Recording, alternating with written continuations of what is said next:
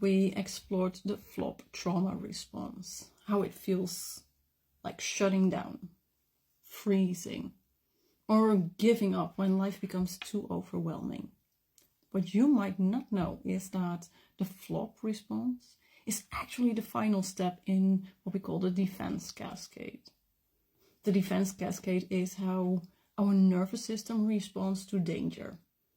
It starts with activation, like the fight or flight response, where you feel energized to confront or escape the threat.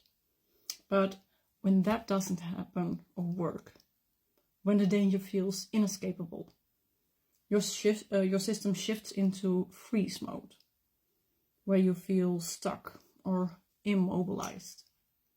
Now, if the situation continues, you move into fawn mode, which is all about pleasing others to stay safe.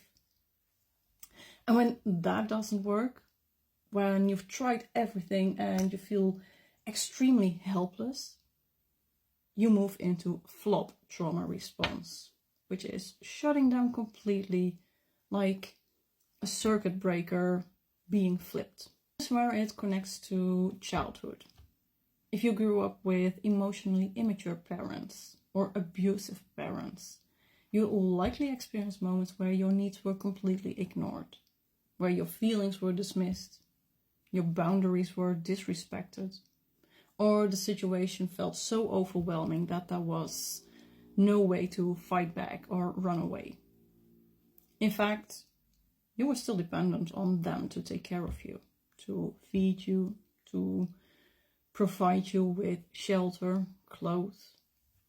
Running or fighting back wasn't really a good option.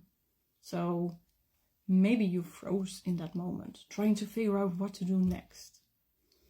But when their hurtful behaviors kept going, you tried everything you could to please them.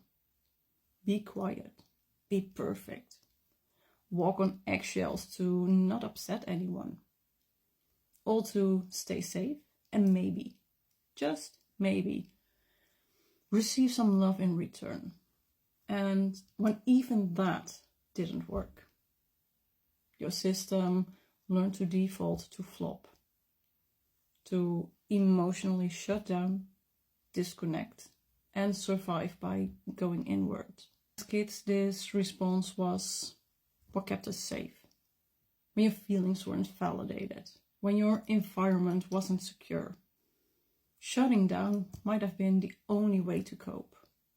But those patterns, which help you survive back then, also show up in adulthood and hold you back. You might find yourself now withdrawing from challenges, avoiding relationships, or feeling stuck in a constant state of overwhelm. And it's not because you're weak or incapable, it's because your brain and body are still trying to protect you in the way that it only knows how to do. But the good news is that you don't have to stay in survival mode forever. Healing starts with understanding, with recognizing where these patterns come from, how they served you back then, and how they're showing up now. And from there you can begin to gently teach your nervous system that it's safe to engage with the world again. Imagine moving from surviving to thriving, waking up feeling energized, connected, confident in yourself and your ability to handle life's challenges. That's what healing can look like.